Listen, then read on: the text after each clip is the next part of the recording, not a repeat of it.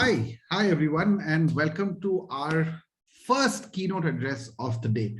There are some people who you just don't know how to announce, and this is just one of those people. And because I really struggled how to announce our next speaker, Kathy, I'm going to invite Ipsita, the CEO and co-founder of TalentNomics India, to take this burden off my head. Ipsita, over to you. And then once you're done, Kathy, you and Ipsita can have a great conversation. Thank you. Thank you so much, Anish. Thank you. And yes, that's a big task to try and introduce Kathy. But first, I want to welcome all our participants. Namaste to everybody. And good morning or good afternoon, good evening, depending on which part of the world you have joined from. I am told that we had participants from 30 different countries yesterday, and we hope most of you are back with us today, and maybe some new. So Kathy it's indeed my privilege to introduce Kathy Matsui. She is the face behind the word Womenomics, and all of us who've been in the field of economics, economic growth, gender, equity have used that word many, many times. Her groundbreaking research on Womenomics spurred the Japanese government to promote gender diversity. She certainly made history with that, and consistently after that. She was the first woman to become the partner in Goldman Sachs Japan office. And I have been a huge admirer of hers since I heard about Womenomics while I was still with the IMF. So maybe our name TalentNomics has been inspired by that, Kathy. So it's my absolute pleasure to welcome you as a keynote address. The detailed bio of Kathy is available on our platform for all of you to have a look at. But I just want to mention that she was also the former vice chair of Goldman Sachs Japan and the chief Japan equity strategist.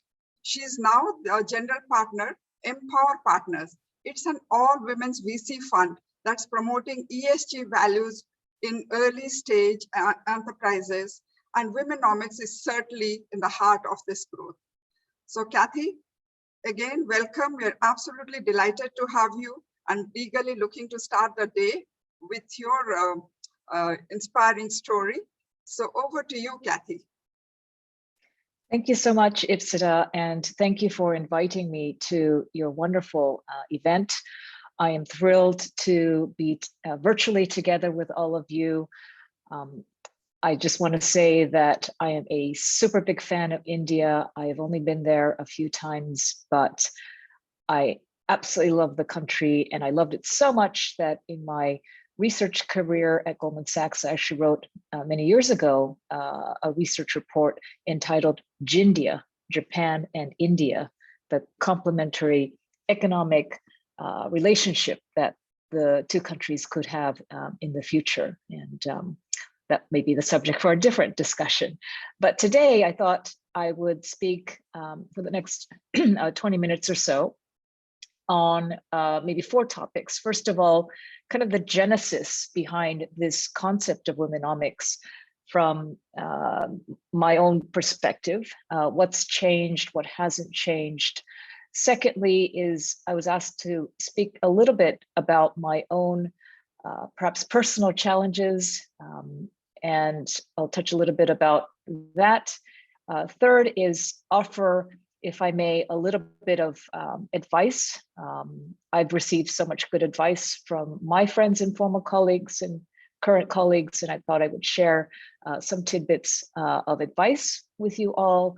And then finally, touch on what my personal vision or definition of, I think the theme of this event, which is Equiverse, what that means to me. So starting off with this concept of Womenomics, why on earth did I dream up this concept? Well, so I am a Japanese American. I was born and raised in the United States, but my parents are Japanese immigrants from Japan to America in the early 1960s. I was born a year after my parents immigrated to the state of California. My parents are farmers, and I grew up on a farm. We then and still today grow flowers commercially. And And my family's farm is now growing orchids on a very large scale. We have about 1/5 of the US orchid market. So coming to Japan after university, it was a bit of a culture shock because I'd never come to Japan before. It felt like I was a reverse import of sorts, but I really fell in love with the society, my roots, connecting with my relatives. And I really thought maybe there was something I could do, long-term to help the economy. So as Ipsita described, my former career until the end of last year was an equity strategist. And in plain English, that means I'm supposed to give advice to institutional investors here in Japan and outside Japan about investing in the Japanese equity market. So I began my career in January of 1990, which, if you know anything about Japanese economic history, you'll know that's probably the absolute worst time somebody could start their career as a Japanese equity strategist. Why? Because that was right after the apex, the absolute peak of Japan's infamous bubble economy. I came when the lights got turned off at the party, so to speak. So I remember my first year on the job, the stock market collapsed in Japan by about 40%. Property prices were collapsing. That meant banks were saddled with non-performing loans. The economy was tanking. The government had no choice but to try to pour stimulus into the economy, which ballooned the fiscal deficit. And of course, back then we were starting to see the beginnings of the demographic challenges. And so I was encountering every day, in fact, questions, particularly from my overseas clients, something along the lines of, so Kathy, tell us exactly why we should invest in Japan. Where's the growth? And frankly, it was very, very hard for me to come up with a decent, positive response. And that's my professional life. Meanwhile, my personal life, I had given birth to my first child, my son, in 1996. I took the standard maternity leave in my company, 4 months off, came back to work full time in the exact same role I had. And I noticed around me that many of my, I call them mommy friends, who also gave birth to their children, wanted to return to their careers in a full-time capacity as I had done, yet for a whole host of reasons found it very difficult to do so.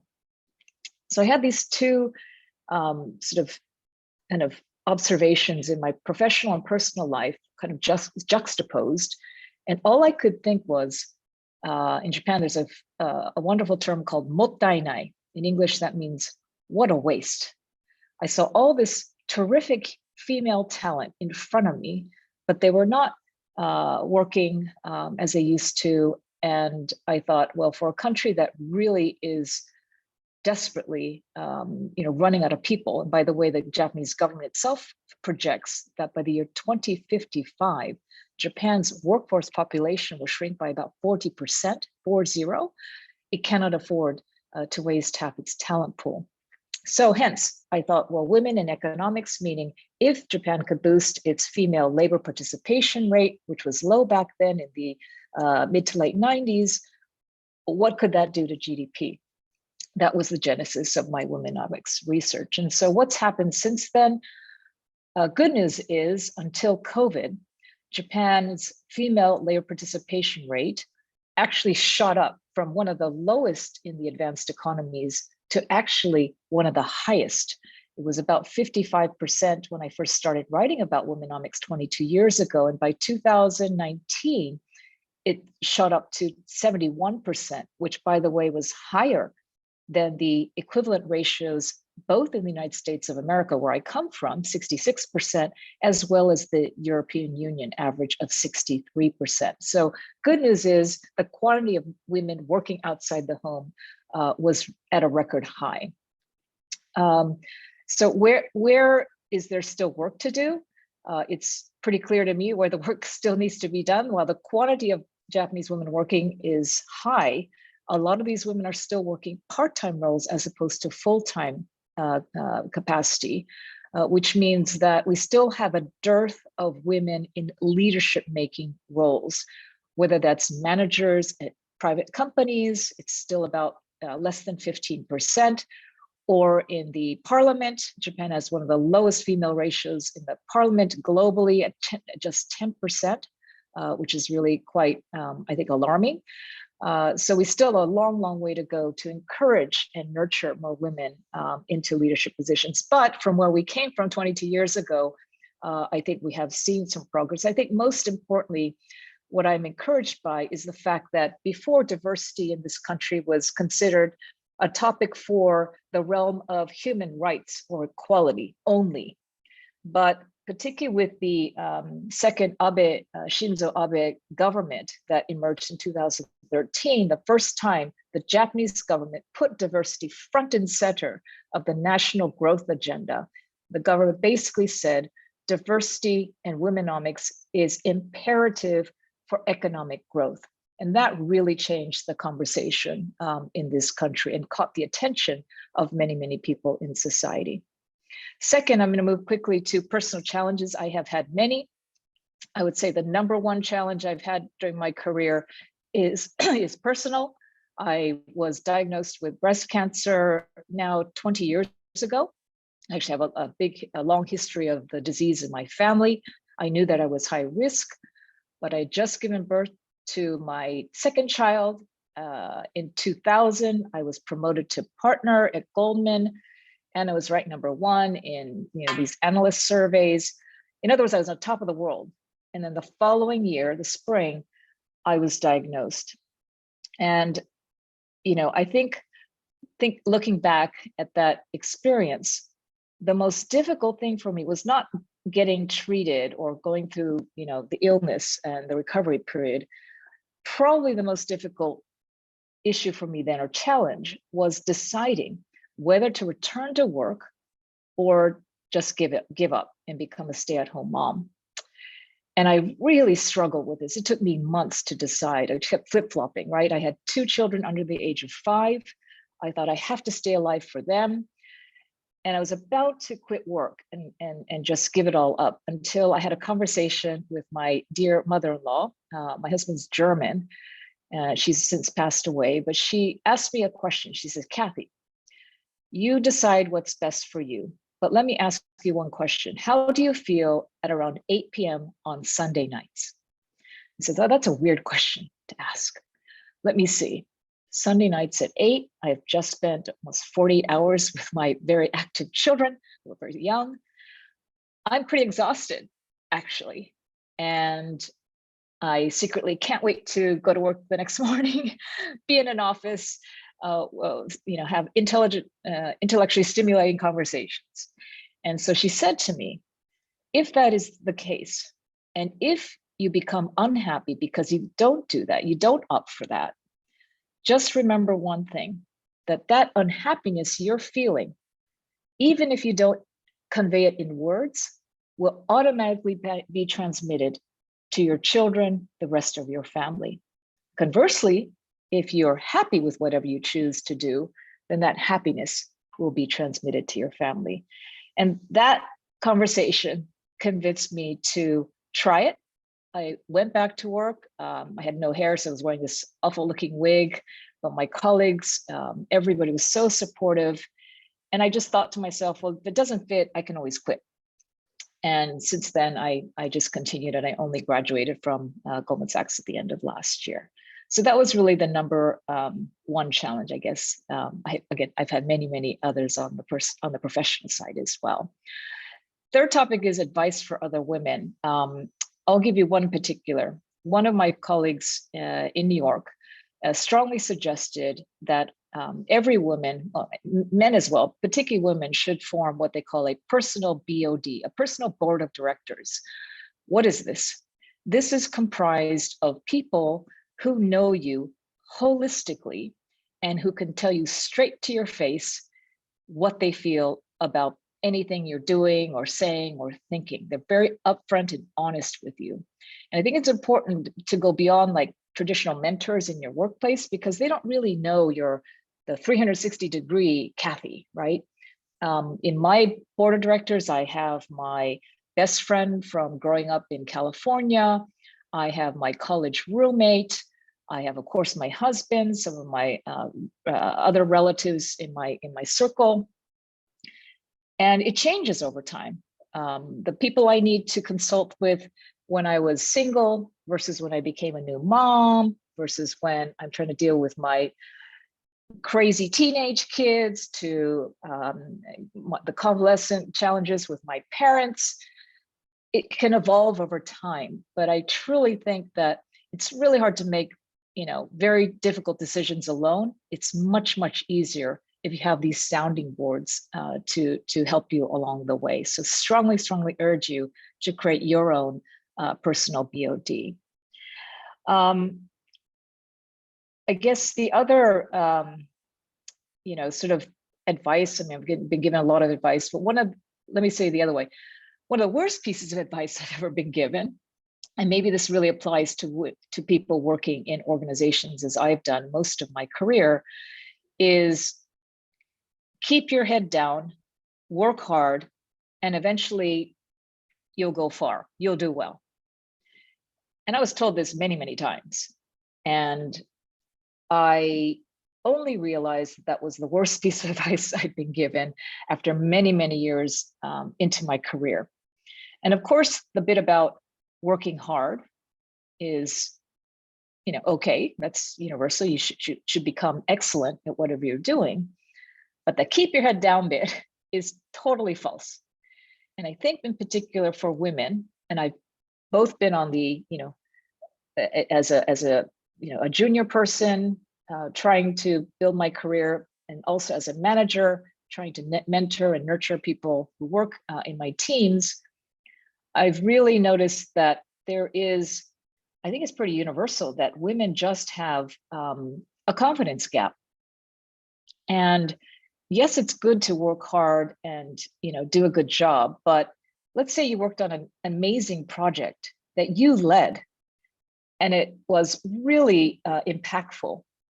But if very few people know about what you've done, then,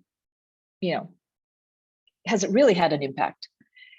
And I think a lot of women I've worked with are very shy about touting their accomplishments, asking for promotions, asking for a raise.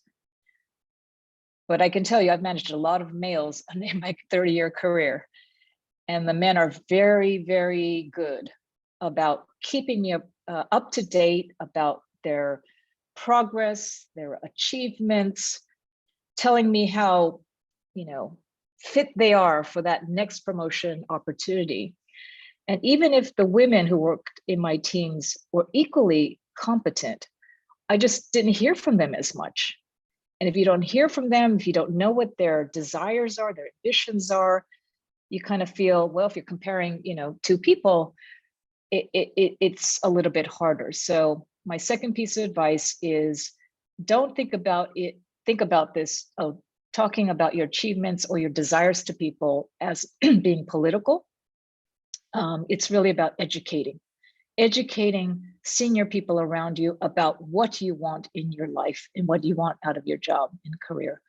And I think for some reason in my my experience, again, I found many women just phenomenal performers, but not really articulating exactly what they want, leading to challenges in their careers. But again, don't keep that head down, keep your head up, keep those antennae up, and always awake and aware of opportunities that might be appropriate for them down the road. Last point is my own personal vision of, I think, the theme of this event, which is Equiverse. I thought that's a really neat term. And I myself am a bit of an odd, creature in that I'm Japanese 100% inside, but I was born and raised in the United States. I've now lived in this country of Japan for over 30 years. I worked for a foreign institution. I'm now with my partners running an ESG-focused venture capital fund. So now I'm working with a lot of young people, which is really exciting. But at the end of the day, and I do a lot of work on nonprofits as well, through my health scare or experience with my cancer diagnosis. Interesting, my parents were Christian in Japan, which is very unusual, but I kind of drifted away from religion, I guess, when I went off to college. But for some reason, perhaps with my illness and a lot of time to think, I got kind of pulled back to religion and back to my faith. And to me, it's at the end of the day, all of us are on this planet Earth for, frankly, a very tiny speck of time. I have, concerns, of course, about what kind of world will my children be bringing their children up in. I do a lot of work now on climate change, and it's frankly very scary. And I feel very guilty as part of the generation that caused a lot of the issues that we're now trying to grapple with today. But at the end of the day, to me, I am super, super blessed with supportive family, friends, a community that's helped me so much along the way. I'm truly indebted to so many people. And I happen to pull the lucky straw. And so I know that many of you are involved in so many wonderful initiatives, but I particularly think that in this world of division and inequality, that whatever I can do to make this universe more of an Equiverse, to give other people an equal opportunity for education, particularly women and girls, that to me is really, really something I hold deep and close to my heart. So a lot of my philanthropic activities are in that arena. I think my time is pretty much up, so I will stop there. Sita, if you want to open it up for questions. Thank you very much for listening. Thank you, Kathy, so much for such an inspiring talk. And, as I was listening to you, I was getting goosebumps about the challenges you've gone through in your life. But, this is the story we hear about most successful women. It's not that, they have reached there without challenges. Most of women have faced these kind of challenges, dealing with children, small children, dealing with the demands of work, and in your case, even dealing with your health issue. I mean, it's huge. And the fact that you had somebody at that time to stand by you and show you the right direction, I think was such a godsend change, step that you could actually move and reach where you are. As we were talking yesterday to one of our speakers, the same thing came through, that, when she was about to give up, how somebody there in her ecosystem decided they will hold the opportunity for her and waited for her to come back to workforce. And here she is today, and she was a keynote speaker yesterday, and she's the Secretary General of UNCTAD today.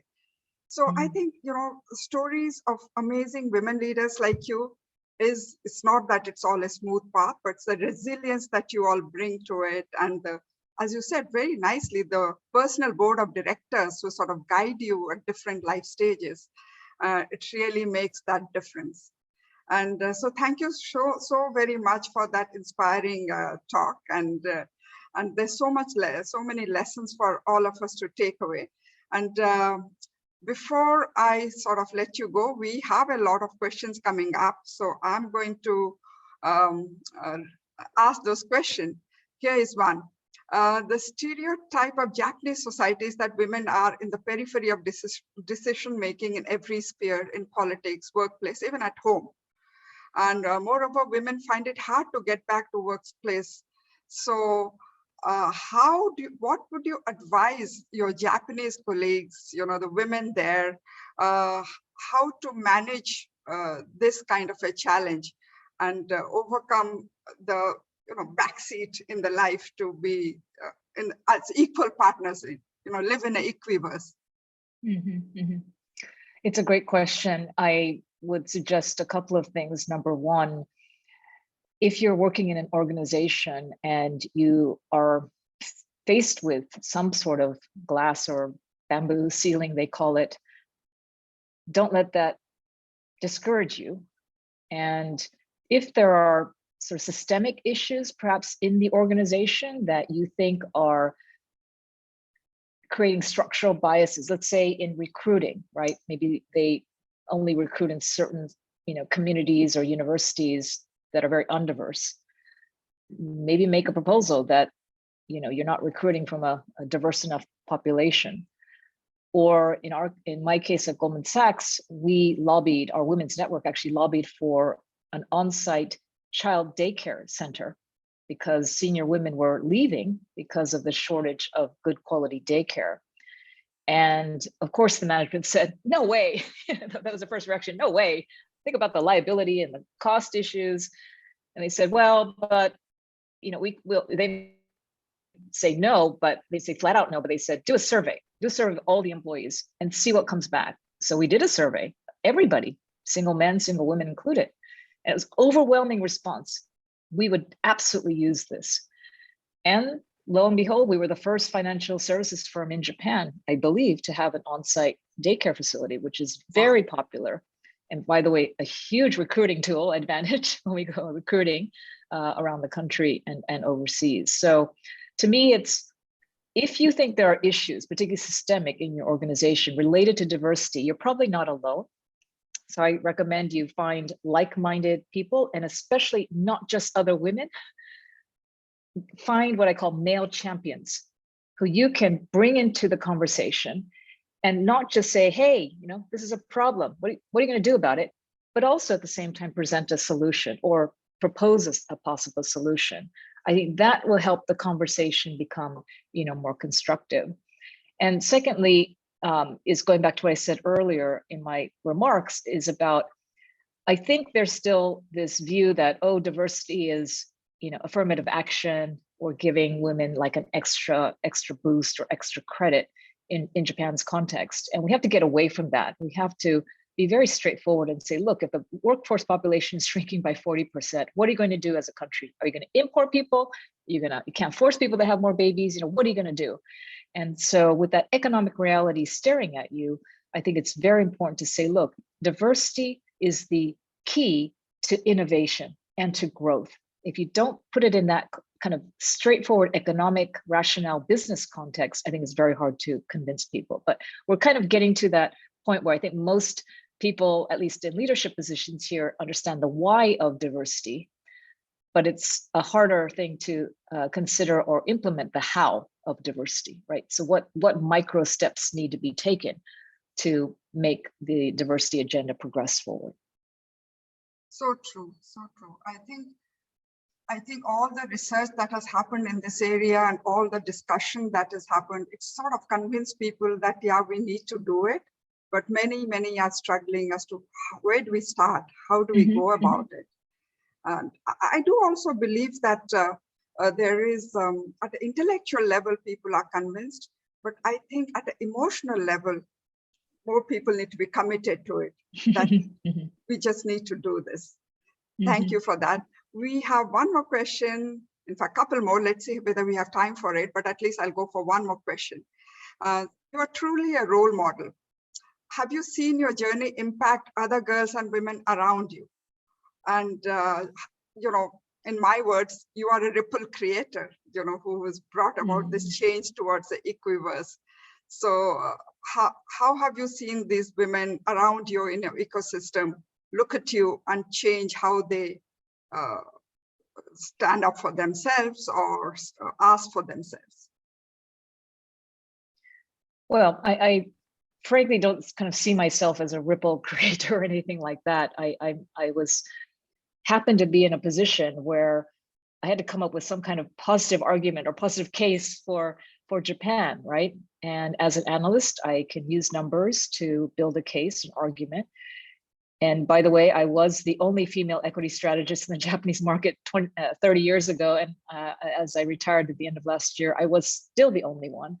So I reckon that my male competitors, they're all male, would not write about this subject. So part of the motivation was differentiating my own research. But having said all that, was I kind of proud of the fact that the Japanese government finally, included the concept of diversity in their growth agenda? Well, first of all, I couldn't believe what I was hearing because Japan had never done that. But when they started to really I'm incorporate, getting a message, sorry, from my thing that we have probably less than a minute left. So okay, yeah. So I think that having lifted or elevated the topic to this national agenda without more diversity, and it's not just gender, right? And to me, I really want to make this point.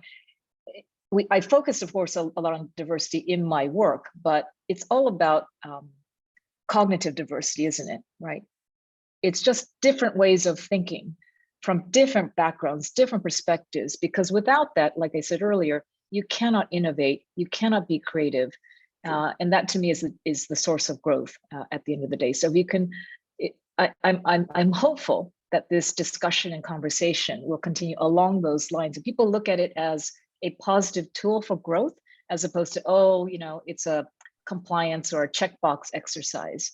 But I'm encouraged. And I think in particular, I'm encouraged by the young Japanese men I'm now, encountering every day as I'm meeting startups. They have a very different set of values. They want more balance in their lives, and they want to spend more time with their families. And that's got to be a wonderful thing for the future.